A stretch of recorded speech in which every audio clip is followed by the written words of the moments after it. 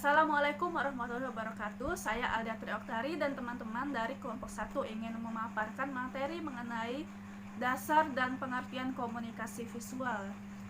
Yang pertama-tama, saya ingin memaparkan mengenai pengertian komunikasi visual menurut para ahli dari Michael Kroger. Komunikasi visual menurutnya ialah latihan teori dan konsep melalui visual dengan menggunakan bentuk, warna, garis, dan penjajaran. Komunikasi visual ini mengkombinasikan seni, lambang, tipografi, ilustrasi, desain grafis, warna dalam penyampaiannya. Sedangkan menurut Adi Kusrianto, komunikasi visual merupakan suatu disiplin ilmu yang mempelajari tentang konsep-konsep komunikasi serta ungkapan kreatif melalui berbagai media untuk menyampaikan pesan dan gagasan secara visual dengan mengelola elemen-elemen grafis yang berupa bentuk dan gambar, kombinasi warna, tatanan huruf, serta layout. Dengan demikian, gagasan bisa diterima oleh orang atau kelompok yang menjadi sasaran penerima pesan. Kemudian pengertian dari komunikasi visual secara umum dapat diartikan sebagai proses penyampaian pesan di mana lambang-lambang yang dikirimkan oleh komunikator hanya ditangkap oleh komunikan yang semata-mata hanya melalui indera penglihatan. Assalamualaikum warahmatullahi wabarakatuh. Perkenalkan, nama saya Ayudhistira Ramadhani, ingin menjelaskan materi tentang konsep dasar. Konsep ialah suatu representasi abstrak dan umum tentang sesuatu yang bertujuan menjelaskan sesuatu benda, gagasan, dan peristiwa. Secara etimologis, kata konsep berasal dari bahasa Latin conceptum, artinya sesuatu yang bisa dipahami. Dalam komunikasi visual, konsepnya ialah memadukan unsur-unsur desain grafis seperti kreativitas untuk menciptakan media komunikasi yang efektif agar diapresiasi pendengar. Terima kasih. Wassalamualaikum warahmatullahi wabarakatuh. Assalamualaikum warahmatullahi wabarakatuh. Perkenalkan, nama saya Dafta Andriani. Saya berasal dari kelompok 1. Di sini saya akan menjelaskan materi kami yang bertemakan dasar dan pengertian komunikasi visual. Nah, di sini saya mendapat bagian untuk menjelaskan tentang unsur-unsur dari komunikasi visual itu sendiri dan juga ada beberapa contoh dari komunikasi visual. Nah, langsung saja, di dalam komunikasi visual itu terdapat beberapa unsur. Yang pertama itu ada huruf. Nah, huruf itu berupa bentuk visual untuk membentuk tulisan sebagai wakil dari bahasa verbal dengan bentuk visual langsung seperti A, B, maupun C. Kemudian itu ada gambar, warna. Nah, dan warna ini dalam komunikasi visual itu berfungsi untuk memberikan kesan realistis. Bisa juga untuk membangkitkan perhatian, meningkatkan tampilan artistik, dan juga untuk menguatkan pesan itu sendiri. Kemudian itu ada garis. Nah, garis itu di dalam komunikasi visual ialah tanda untuk menghubungkan dua titik. Dan juga garis itu dapat digunakan untuk mengatur informasi. Kemudian untuk penekanan kata, menghubungkan informasi, bisa juga untuk membuat kotak, bagan, maupun grafik. Nah, kemudian itu ada bahan dan juga ruang kosong. Kemudian kita beralih ke beberapa contoh dari komunikasi visual. Nah, kita bisa melihat rambu-rambu lalu lintas. Kemudian kita bisa juga melihat icon-icon di dalam program komputer. Terus bisa juga aplikasi smartphone dan juga kartu kuning dan juga kartu merah yang ada di dalam pertandingan sepak bola. Nah, mungkin itulah beberapa contoh dari komunikasi visual itu sendiri. Mungkin hanya itu saja yang bisa saya jelaskan. Lebih dari kurang saya minta maaf. Pada Allah saya mohon ampun. Assalamualaikum warahmatullahi wabarakatuh. Baiklah, saya Ananda dari kelompok 1 akan menjelaskan fungsi komunikasi visual dan ruang lingkup komunikasi visual. Yang pertama, fungsi komunikasi visual yaitu 1. Identifikasi, 2. Informasi atau memberikan pengetahuan yang baru, 3. Promosi, 4. Persuasi, 5. Propaganda termasuk pencitraan.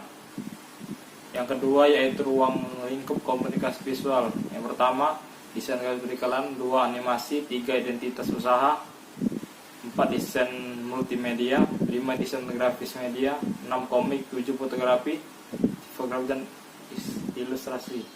Sekian, segitu saja penjelasan dari saya. Wassalamualaikum warahmatullahi wabarakatuh. Baiklah, saya akan menjelaskan tentang materi yang terakhir dari kelompok kami, yaitu tentang prinsip-prinsip yang terdapat di dalam desain komunikasi visual. Di dalam desain komunikasi visual terdapat 11 prinsip. Yang pertama yaitu keseimbangan. Keseimbangan adalah kesamaan distribusi di dalam bobot yang akan ditampilkan di desain komunikasi visual. Di dalam keseimbangan ini terdapat 3 jenis keseimbangan, yaitu simetris, asimetris, dan keseimbangan horizontal. Simetris merupakan keseimbangan yang sifatnya formal dan resmi, dan sementara asimetris merupakan kebalikan dari simetris.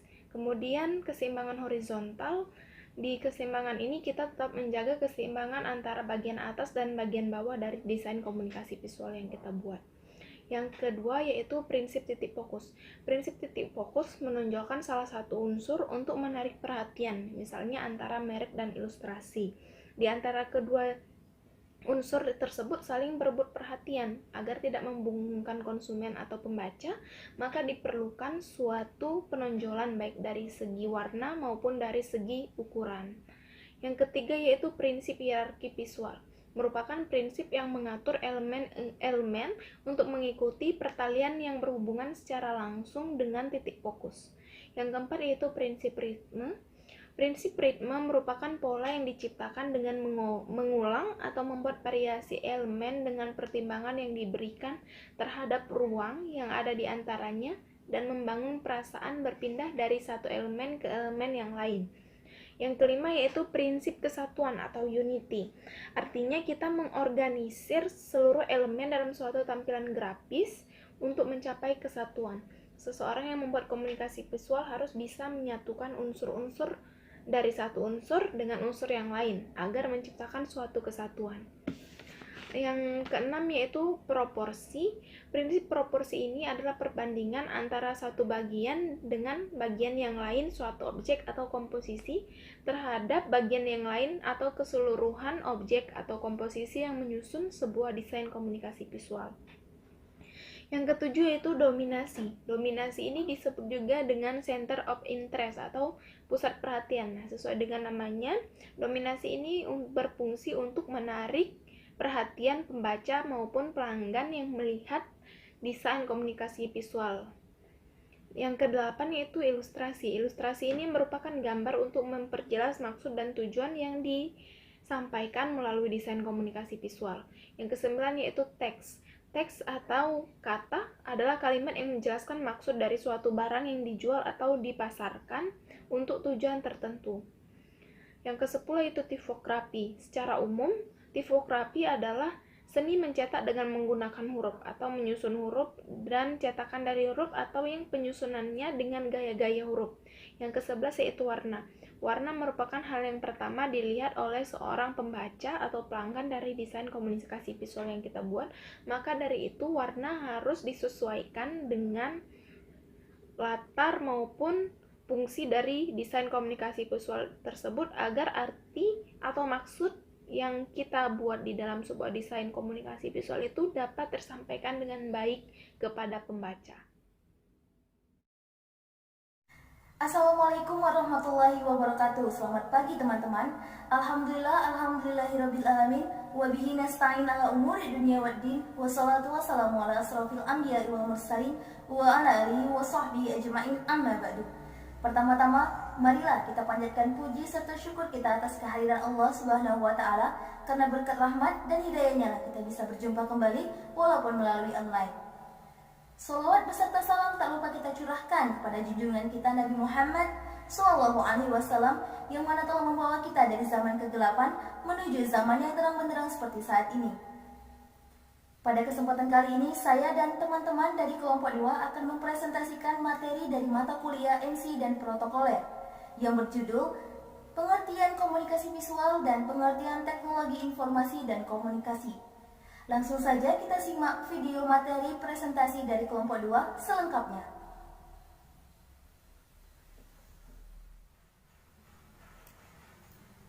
Baiklah teman-teman, saya Dina Novita akan mempresentasikan atau menjelaskan mengenai materi pengertian komunikasi visual dan pengertian teknologi informasi dan komunikasi.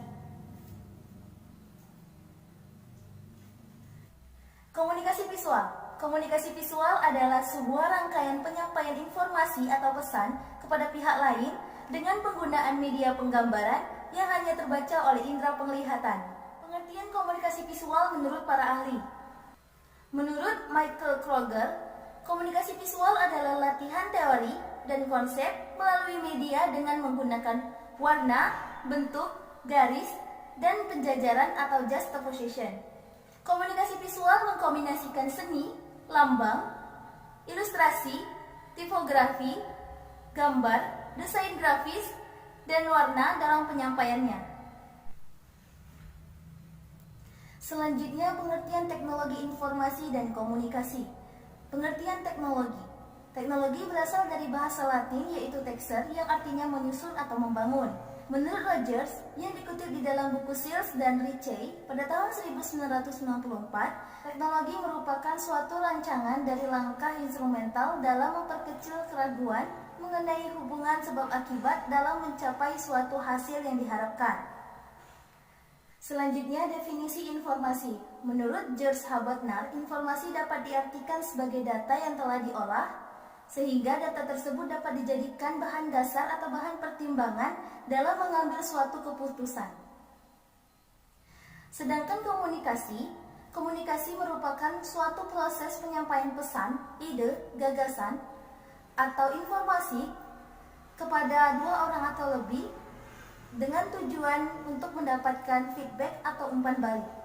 Sehingga dari ketiga kata tersebut, teknologi informasi dan komunikasi adalah payung besar terminologi yang mencakup seluruh peralatan teknis untuk memproses dan menyampaikan informasi. Assalamualaikum warahmatullahi wabarakatuh. Perkenalkan, nama saya Dea Amelia. Saya perwakilan dari kelompok 2. Di sini saya akan melanjutkan materi yang telah disampaikan oleh saudari kami Dewi Sekertaji. Di sini saya akan menjelaskan ada dua macam dampak positif dan negatif. Di sini saya akan menjelaskan materi dampak positif. Di sini ada beberapa macam dampak positif, yaitu media internet, televisi, dan radio, dan lain-lainnya. Munculnya media massa, khususnya media elektronik, sebagai sumber ilmu dan pusat pendidikan seperti jaringan internet, lab, komputer, sekolah, dan lain-lainnya. Munculnya metode-metode pembelajaran yang baru yang memudahkan guru dan siswa dalam proses pembelajaran. Ya, seperti siswa mampu memahami materi-materi yang abstrak. Ya, daring seperti sistem pembelajaran tidak harus melalui tatap muka, ya seperti kuliah sekarang, kuliah online gara-gara COVID-19. Jadi semua siswa dan dosen kuliah dari rumah.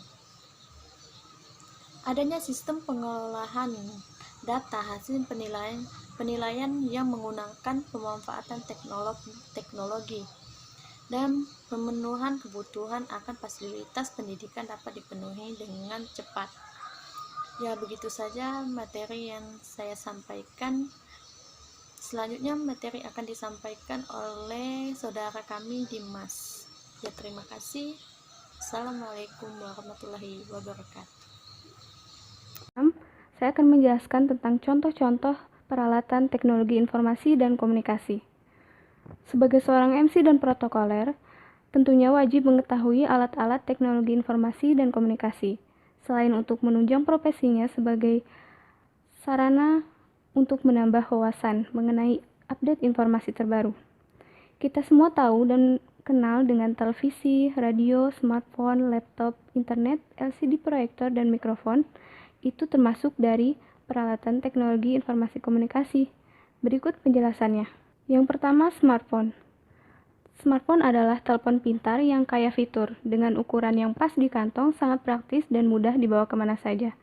Kedua, televisi, yaitu alat yang mampu menyajikan informasi secara satu arah berupa audio visual.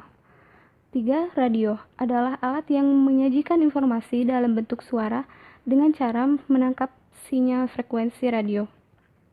Keempat, laptop adalah alat yang mampu mengolah dan menyajikan informasi baik secara tulisan maupun audiovisual. Kemudian LCD proyektor merupakan alat yang efektif untuk memberikan informasi dalam satu kelompok secara real time dan jelas. Kemudian mikrofon dan toa. Mikrofon sebagai alat penerima suara dan toa yang berfungsi untuk mengeluarkan suara dengan sangat keras. Nah, itu dia beberapa contoh peralatan teknologi informasi dan komunikasi yang harus dapat dikuasai oleh seorang MC dan protokoler. Terima kasih atas perhatiannya. Wassalamualaikum warahmatullahi wabarakatuh. Baiklah, di sini saya akan menjelaskan tentang dampak positif dan dampak negatif terhadap teknologi. Nah, dampak positifnya itu adalah munculnya media massa elektronik sebagai sumber ilmu dan pusat pendidikan seperti jaringan internet, komputer, sekolah, dan lain-lain. Yang kedua yaitu adalah munculnya metode-metode pembelajaran yang baru seperti saat ini yang kita sedang lakukan, yaitu metode pembelajaran jarak jauh. Yang ketiga yaitu adalah sistem pembelajaran tidak harus melalui tatap muka. Nah, jadi dengan cara jarak jauh pun kita bisa bertatap muka. Yang keempat yaitu adalah adanya sistem pengelolaan dan hasil penilaian yang menggunakan pemanfaatan teknologi, yang dimana kita bisa memanfaatkan teknologi untuk sebuah penilaian. Kelima yaitu adalah memudahkan kebutuhan akan fasilitas pendidikan dapat dipenuhi dengan cepat. Misalnya ketika kita ingin mencari suatu referensi, kita tidak harus pergi ke perpustakaan, tetapi dengan menggunakan handphone atau menggunakan jaringan internet kita sudah bisa mendapatkan referensi tersebut. Baiklah, untuk dampak negatifnya, apa saja dampak negatifnya terhadap teknologi komunikasi? Baiklah, yang pertama yaitu adalah siswa menjadi malas belajar, yang dimana siswa sibuk dengan bermain game. Nah, yang kedua yaitu adalah terjadinya pelanggaran asusila, yang dimana beredarnya munculnya video-video yang tidak layak untuk ditonton dan menimbulkan suatu hal yang tidak diinginkan oleh pada masyarakat. Yang ketiga yaitu adalah munculnya media massa, khususnya media elektronik yang sebagai sumber ilmu dan pusat pengetahuan yang disalahpergunakan oleh pelajar, yang dimana sebagai internet seharusnya kita mencari referensi-referensi untuk memudahkan kita dalam mencari suatu informasi, tetapi malah salah manfaatkan seperti mencari situs-situs yang tidak bermanfaat. Nah, baiklah, yang selanjutnya yaitu adanya kerahasiaan alat tes untuk pendidikan semakin terancam. Yang selanjutnya yaitu adalah munculnya metode-metode pembelajaran yang baru yang memudahkan siswa dan guru dalam proses pembelajaran sehingga membuat siswa menjadi malas. Nah, ini contohnya yaitu adalah ketika suatu teknologi informasi diciptakan, nah siswa-siswa ini menggunakan alat teknologi ini sebagai media alat contek. Nah, itu sangat tidak diperbolehkan sekali, itu sangat melanggar aturan. Dan yang selanjutnya yaitu adalah penyalahgunaan pengetahuan bagi orang-orang tertentu untuk melakukan tindakan kriminal. Nah, banyak nih, misalnya kayak pengguna Facebook pada di zamannya yang dimana kenal lewat chatan, terus ngajak ketemuan, kita tidak tahu orangnya bagaimana, tiba-tiba melakukan suatu kasus yang tidak diinginkan. Nah, itu adalah salah satu dampak negatif terhadap teknologi. Nah, yang selanjutnya yaitu adalah adanya penyalahgunaan sistem pengelolaan data yang menggunakan teknologi, yang dimana data itu sendiri digunakan dengan tidak seharusnya, tidak semestinya yang digunakan. Nah, mungkin itu saja penjelasan dampak kekurangan dan kelebihan teknologi. Saya Dimas Gadela Parani. Terima kasih. Terima kasih. Baiklah, di sini saya akan melanjutkan pembahasan yang disampaikan oleh teman saya, yaitu peran TIK dalam bidang pendidikan. Di sini terdapat 6, yaitu yang pertama, TIK sebagai skill dan kompetensi. Pengguna TIK harus profesional, maksudnya TIK harus bisa masuk ke lapisan semua masyarakat, tapi sesuai dengan proporsinya masing-masing. Yang kedua, TIK sebagai infrastruktur pembelajaran. Maksudnya di sini yaitu TIK bisa menyediakan bahan ajar dalam format digital. Yang ketiga, TIK sebagai sumber bahan ajar. Ilmu berkembang dengan cepat, guru-guru tersebar di seluruh Indonesia maupun dunia. Buku dan bahan ajar diperbarui secara kontinu. Tetapi tanpa teknologi, perkembangan yang up to date tidak akan berkembang dengan cepat, yaitu TIK di sini bisa mempercepat perkembangan dari perbaharuan pendidikan. Yang keempat, TIK tik sebagai alat bantu dan fasilitas pembelajaran. Yang keempat, tik sebagai pendukung manajemen pembelajaran. Jadi, tik bisa membantu manajemen dalam bidang pendidikan. Yang keenam, tik sebagai sistem pendukung keputusan. Jadi, tik di sini yaitu sebagai penghubung antara pendidikan ataupun sekolahan dengan pemerintah. Itu saja yang bisa saya sampaikan. Selanjutnya bisa disampaikan oleh teman saya. Assalamualaikum warahmatullahi wabarakatuh. Perkenalkan, kami dari kelompok 3 ingin mempresentasikan tugas kami yang berjudul unsur-unsur utama di dalam desain komunikasi visual. Kami dari kelompok 3 beranggotakan yang pertama Eka Wahyu Bintari, yang kedua Nur Habibah, yang ketiga Elsa Naresta, yang keempat Hesti Werliana, dan yang kelima Muhammad Andila Risman. Materi yang pertama akan saya sampaikan. Saya Eka Wahyu Bintari ingin menjelaskan pengertian dari desain komunikasi visual. Secara etimologi, desain itu berasal dari bahasa Itali, yaitu disegno, yang artinya gambar. Kata desain ini sudah digunakan pada berbagai kalimat, namun dalam kata benda, desain ini adalah hasil akhir dari proses kreatif atau sudah yang berbentuk karya nyata.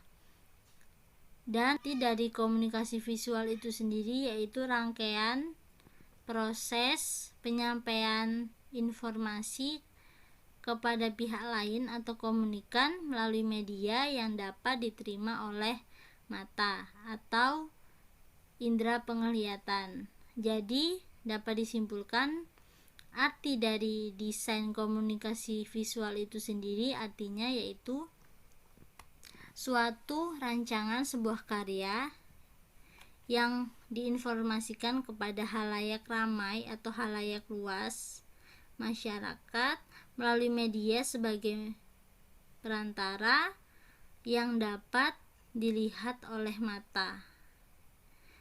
Baiklah, itu saja penjelasan dari saya.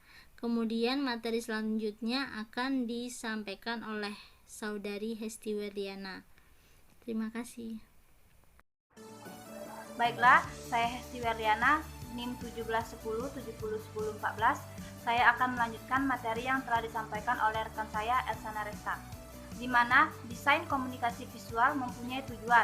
Yang pertama yaitu untuk menginformasikan kepada masyarakat, kedua untuk mempengaruhi audiens, dan yang ketiga untuk mengubah perilaku masyarakat. Terima kasih, selanjutnya akan dilanjutkan oleh rekan saya. Oke, terima kasih atas kesempatannya. Saya Nur Habibah. Di sini saya akan melanjutkan materi yang telah dijelaskan oleh Saudari Hesti Werliana. Materi selanjutnya yaitu unsur-unsur desain komunikasi visual.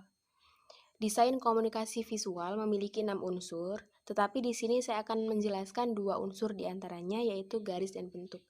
Garis merupakan salah satu unsur desain komunikasi visual yang menghubungkan satu titik dengan titik yang lainnya. Bentuk-bentuk garis ada 2 yaitu garis lurus dan garis lengkung. Selanjutnya yaitu bentuk. Bentuk merupakan segala sesuatu yang memiliki diameter, tinggi, dan lebar. Bentuk-bentuk dasar pada umumnya yaitu kotak, lonjong, lingkaran, dan segitiga.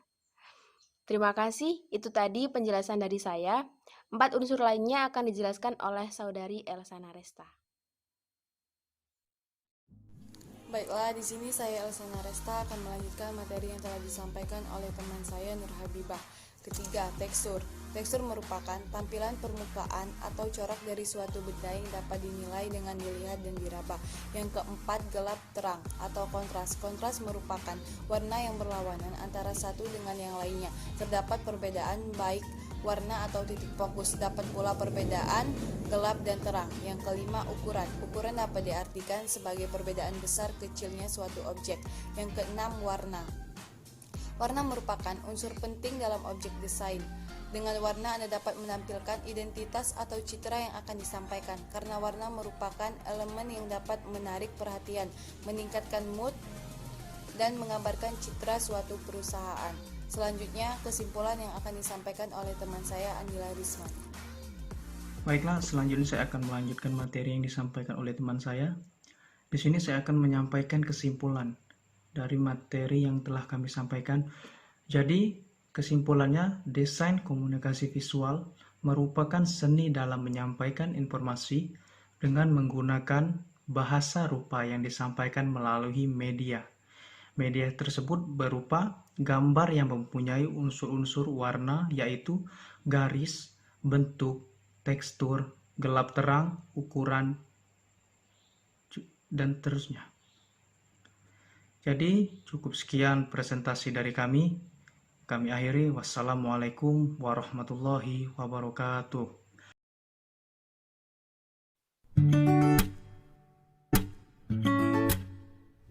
Assalamualaikum warahmatullahi wabarakatuh. Saya Nur Masih Rahman dengan NIM 1710701019. Di sini kami dari kelompok 4 yang akan menjelaskan mengenai jenis-jenis acara dan etika protokoler. Saya sendiri yang akan menjelaskan mengenai MC dan protokoler. MC kependekan dari Master of Ceremony, yang bertugaskan penguasa acara, pembawa acara, pemandu acara, dan sekaligus memperkenalkan orang yang akan mengisi acara. Dalam MC juga bertanggung jawab dalam mengendalikan suatu acara, baik dari awal hingga akhir. Pengertian protokoler. Istilah protokol tidak menunjukkan pada manusia atau orang. Protokol bukan orang, tapi sistem atau aturan. Baiklah, dengan NIM 171070021. Di sini saya menjelaskan jenis-jenis acara. Yang pertama, acara sangat formal, contohnya seperti peringatan Hari-Hari Besar Nasional, wisuda, dan ijab kabul. Acara di sini memiliki aturan protokoler yang baku, jadi MC tidak diperbolehkan untuk berimprovisasi. Kemudian yang kedua, ada acara formal, contohnya adalah seperti seminar, rapat kerja, diskusi panel, dan workshop. Nah, di sini MC boleh melakukan improvisasi. Yang ketiga, itu ada acara semi formal. Contohnya seperti konser paduan suara, syukuran, pertunangan, dan acara ulang tahun organisasi. Untuk acara-acara ini memiliki tata cara yang tidak terlalu baku, tapi tetap harus tersaji secara apik dengan ketentuan-ketentuan yang telah dirancang MC sesuai dengan kebutuhan. Perkenalkan, nama saya Rahmat Junaidi, NIM 1710701022. Baiklah, di sini saya akan melanjutkan penjelasan dari teman saya, yaitu tentang jenis-jenis acara. Yaitu yang keempat adalah acara non-formal. Acara non-formal adalah sejenis acara yang dilakukan seperti musik, acara musik, workshop, atau dan lain-lain yang bersifat non-formal. Dan di sini diperlukan MC yang pandai berimprovisasi dalam sebuah acara tersebut agar acara tersebut menjadi acara yang menarik. Selanjutnya yaitu acara kombinasi. Dalam acara kombinasi ini terdapat acara-acara seperti acara formal, semi formal, dan ada juga acara non formal. Di sini dapat dikombinasikan juga, ada acara musiknya dan ada workshopnya, dan dapat dikombinasikan. Di sini juga dibutuhkan MC yang dapat berimprovisasi dan pandai mengatur dan memanage acara dengan baik dan benar. Sekian. Baiklah, saya Regita Agustina dengan NIM 1710701025. Di sini saya akan menjelaskan tentang etika protokoler. Di sini kami rangkum ada 6 etika protokoler, 3 diantaranya akan dijelaskan oleh teman saya. Yang pertama, kita sebagai protokoler harus mengatur tempat duduk para tamu undangan sesuai dengan status dan jabatannya masing-masing. Yang kedua, kita harus mengantar dan menunjukkan para tamu undangan, terutama yang VVIP, pejabat-pejabat penting, ke tempat duduk yang mereka tuju. Yang ketiga, kita sebagai protokoler harus membuat undangan edaran, pemberitahuan untuk acara yang akan kita mulai, itu 1 minggu sebelum acara itu udah diterima oleh tamu undangan yang kita undang. Baiklah, mungkin itu saja yang dapat saya sampaikan. Selanjutnya akan disampaikan oleh teman saya. Baiklah, di sini saya Regita Dearisma Ilvi, NIM 1710701026 akan menjelaskan materi sebelumnya yang telah dijelaskan oleh Regita Agustina. Yang keempat, jangan menempati tempat duduk yang bukan tempat duduk Anda. Yang kelima, pastikan pejabat-pejabat yang akan hadir dengan terlebih dahulu mengonfirmasikan kepastiannya. Yang keenam, menghadiri acara diusahakan tepat waktu, minimal 10 menit sebelum acara, sudah hadir di tempat acara. Dan berikutnya, daftar pustaka yang kami gunakan adalah sebagai berikut. Terima kasih sebelumnya atas teman-teman yang telah materi yang kami sampaikan. Kami dari kelompok 4 dari mata kuliah MC dan Protokoler mengucapkan terima kasih atas waktu yang kalian berikan. Assalamualaikum warahmatullahi wabarakatuh. Perkenalkan, nama saya Redo. Sini saya ingin menjelaskan pengertian dari MC dan protokoler. Yang pertama itu MC. MC adalah kependekan dari Master of Ceremony, yang artinya penguasa acara, pembantu acara, atau pengendali acara maupun pemimpin acara. MC bertindak selaku tuan rumah suatu acara atau kegiatan ataupun pertunjukan. Sedangkan protokoler adalah suatu pedoman berisi tata cara internasional, pemberian pelayanan kepada pemimpin, tamu, peserta rapat dan lain-lain yang berkaitan dengan acara resmi. Kesimpulannya, protokoler berisi pedoman atau tata cara suatu kegiatan. Wassalamualaikum warahmatullahi wabarakatuh. Perkenalkan, nama saya Resti Buana. Saya dari kelompok 5. Saya di sini akan melanjutkan penjelasan dari rekan saya. A. Teknik persiapan awal. Ada beberapa tahap persiapan awal nih. Yang pertama, tahap orientasi atau tahap peninjauan. Beberapa tahap orientasi yang harus dilakukan pembawa acara antara lain: A. Mengetahui jenis acara yang dipadunya, misal acara resmi, acara keluarga, atau acara hiburan. Yang B. Memeriksa ruang atau tempat acara. Pembawa acara harus tahu tempatnya bicara, tempat duduk pembicara utama, tempat duduk para tamu undangan, dan tempat duduk para tamu khusus. Yang C. Mengetahui kesiapan mikrofon dan pengeras suara. Yang D. Mengetahui siapa pembicara utama. Sebaiknya bukan hanya tahu orangnya, tetapi juga tahu latar belakang pendidikan, jabatan, dan daerah asalnya. Yang terakhir, yang E. Mengetahui perkiraan jumlah undangan, terutama golongan apa. Misal, pejabat, pegawai, pelajar, dan sebagainya. Baiklah, itulah penjelasan saya. Terima kasih. 2. Tahap penyusunan acara. Menyusun acara merupakan salah satu tugas pembawa acara. Dalam menyusun acara, ia harus berunding dengan pihak yang menyelenggarakan acara. Misalnya, berunding dengan ketua panitia atau penanggung jawab acara. Sebagai dasar dalam penyusunan acara, baik mengenai jenis mata acara, urutan pelaksanaan, maupun pengalokasian waktu. 3. Tahapan pelatihan. Diambil contoh dalam memandu acara resmi.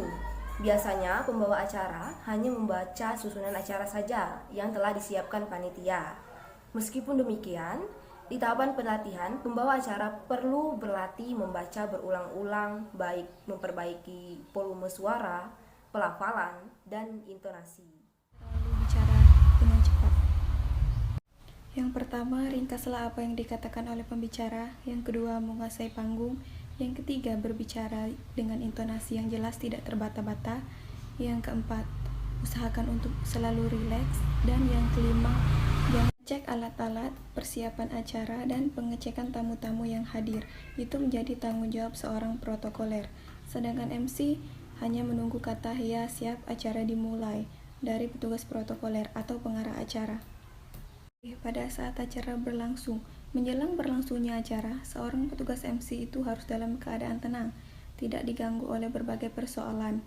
Ia harus berkonsentrasi diri. Nama saya Sania Suli Intan Permata. Saya akan melanjutkan penjelasan presentasi ini. Sebagai penutup MC pelaksana tugas, seorang MC acara yang berlangsung ditutup dengan kata penutup dari seorang MC utama, biasanya setelah dibacakan doa penutup dari pendoa. Terus, menambahkan acara hiburan seperti musik dan lain-lain sebagainya sebagai penutup acara. Eks kalimat, dengan mengucapkan setelah melalui acara demi acara, pada ucapan ini maka selesailah sudah upacara atau sebutkan nama upacara itu. Tak lupa juga bertugas dapat menyebutkan nama MC tersebut. Baiklah, sampai sinilah penjelasan saya pada presentasi online ini. Terima kasih.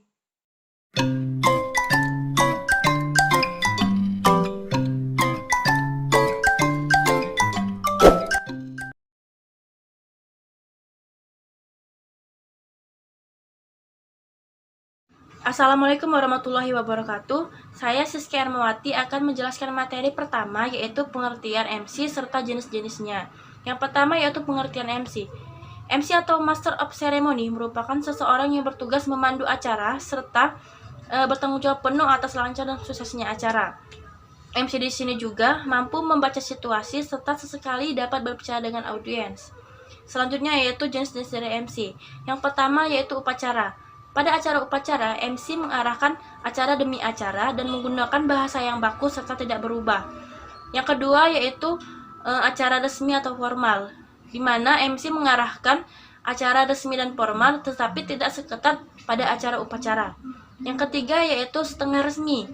Di sini MC berada di antara acara resmi dan tidak resmi sehingga acara tidak terkesan tegang dan kaku. Yang keempat yaitu hiburan. Acara ini penuh dengan santai dan menghibur.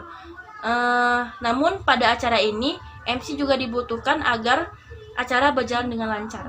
Terima kasih.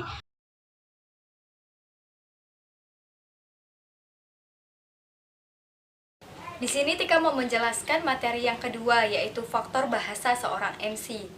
Faktor bahasa seorang MC terdiri dari faktor kebahasaan dan faktor non-kebahasaan.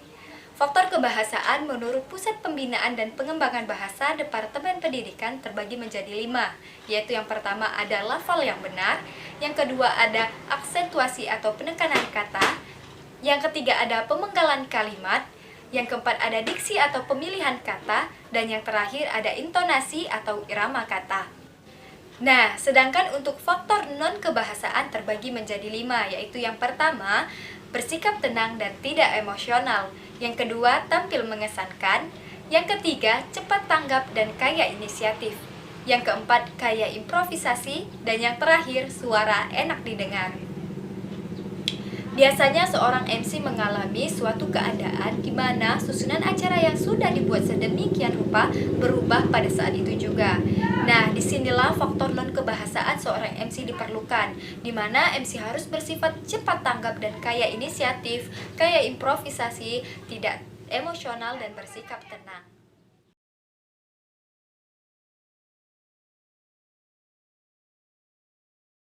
Assalamualaikum warahmatullahi wabarakatuh. Baiklah, di sini saya Siti Rahma. Saya akan melanjutkan penjelasan dari Saudari Syartika. Baiklah, di sini saya akan menjelaskan tentang teknik berbicara. Dalam sebuah MC, teknik berbicara sangatlah penting.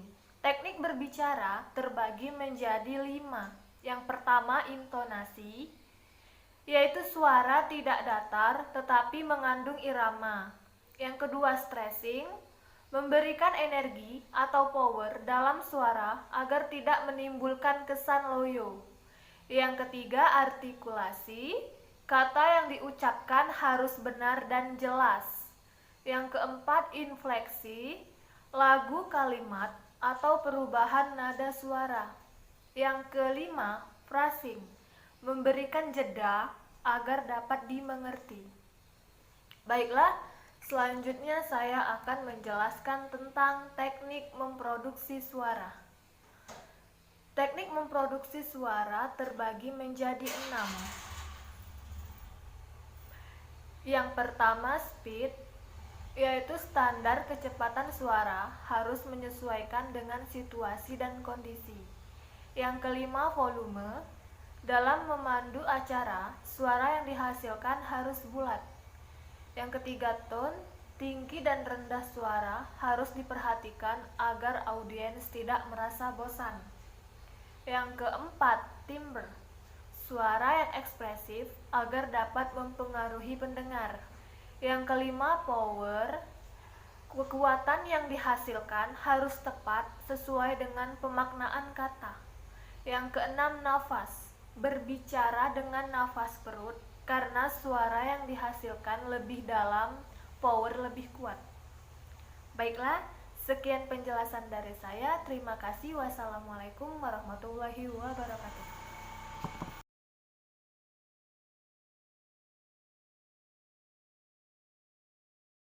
Materi selanjutnya ialah kriteria seorang MC. Seorang MC itu harus memiliki kriteria-kriteria sebagai berikut.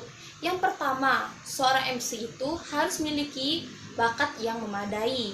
Yang kedua, seorang MC itu harus memiliki percaya diri yang tinggi. Yang ketiga, seorang MC itu harus pandai, harus pintar untuk menguasai suasana, menguasai panggung. Yang keempat, seorang MC itu harus memiliki etika yang baik. Yang kelima, seorang MC itu harus memiliki suara yang baik yang tentunya akan menarik perhatian para audiens. Yang terakhir, yang paling penting, menjadi seorang MC itu harus memiliki usaha. Jadi, kalau kita tidak mempunyai kemampuannya seperti yang saya sebutkan tadi, salah satunya tidak memiliki suara yang bagus, tapi jika kita usaha, kita berlatih terus-menerus, insya Allah kita bisa menjadi apa yang kita inginkan. Nah, terlepas dari materi sebelumnya yang sudah saya sebutkan tadi tentang kriteria seorang MC, selanjutnya kita memasuki yang namanya cara tampil mempesona atau cara memikat para audiens. Yang pertama, kita harus memiliki yang namanya kontak mata. Karena, kenapa kontak mata dianggap penting untuk menjadi seorang MC? Yaitu karena kontak mata memiliki maksud atau memiliki pertanda bahwa seseorang yang ada di hadapan kita itu memiliki maksud. Jadi bukan sekedar hadir ataupun ada. Yang kedua itu ada opening touch, yaitu mulainya suatu acara itu tergantung pada seorang MC. Seorang MC harus dituntut untuk memiliki kemampuan mencairkan suasana dengan opening touch yang mampu memikat para audiens. Yang ketiga ada emotional content, yaitu untuk menciptakan suasana kebersamaan dan dialogis pembicaraan sebaiknya memiliki emosi, yaitu penegasan kata, penunda kata, atau memperpanjang kata. Itu saja penjelasan dari saya.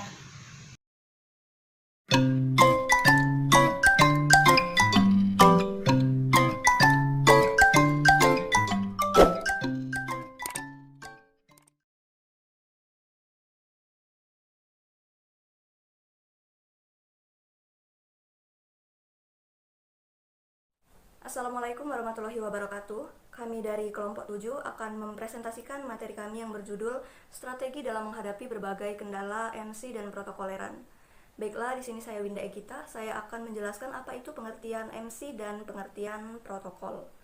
Baiklah, MC adalah seseorang yang bertindak atas nama tuan rumah pada suatu acara kegiatan resmi ataupun acara hiburan.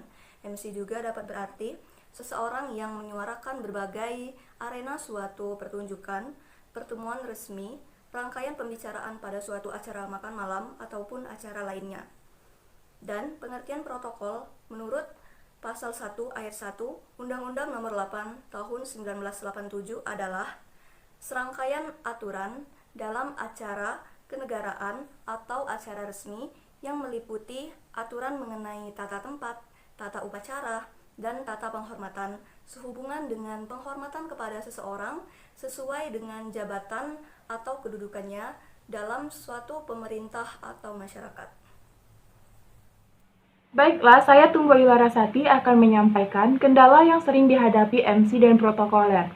Jadi, kendala yang sering dihadapi MC dan protokoler yang pertama Mereka takut ditertawakan. Mereka takut ditertawakan kan hal misalnya mereka salah memakai busana atau kostum dan lain sebagainya.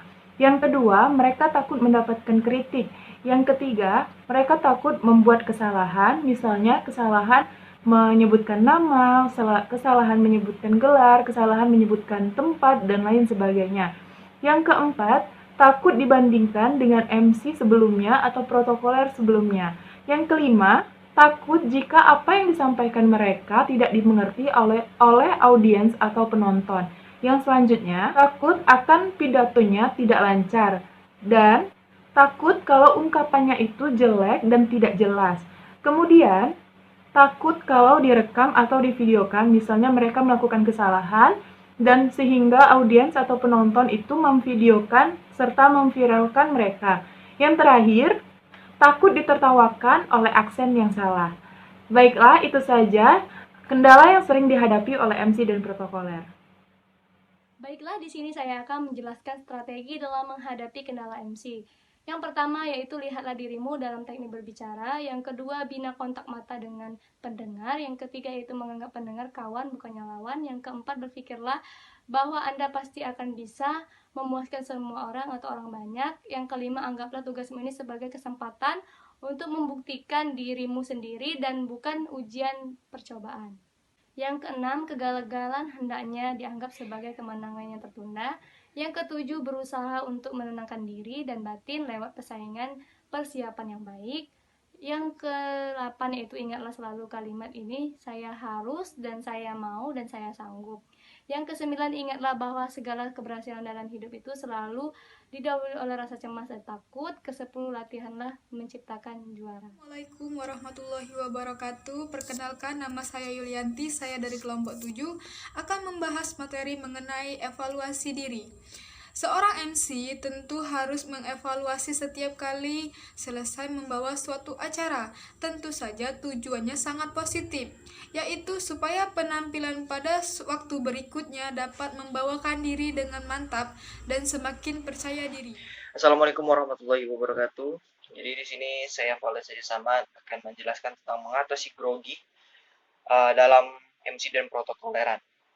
Jika Anda bertugas sebagai seorang MC pada suatu acara, maka yang Anda harus lakukan adalah pertama, Anda sendiri harus mempersiapkan diri dengan baik dengan materi-materi yang sudah Anda siapkan, dan juga datanglah ke tempat acara sebelum waktunya, menyesuaikan diri dengan lingkungan, dan sapalah semua orang yang ada di sekitar Anda. Nah, jadi bisa dikatakan grogi itu adalah suatu masalah yang setiap orang ada ya kan. Jadi sebenarnya menguranginya itu adalah hal yang paling bisa dilakukan setiap di orang masing-masing untuk tampil di depan banyak orang ya kan, apalagi seorang MC. Nah, yang tadi sudah saya sebutkan, datanglah ke tempat acara itu minimal setengah jam atau 1 jam lah maksimalnya. Dan juga persiapkan materi-materi yang perlu Anda sampaikan pada saat Anda membawa acara nanti. Nah, mungkin itu saja yang bisa saya sampaikan. Apabila ada salah kata, saya mohon maaf. Wabillahi taufiq wal hidayah. Wassalamualaikum warahmatullahi wabarakatuh.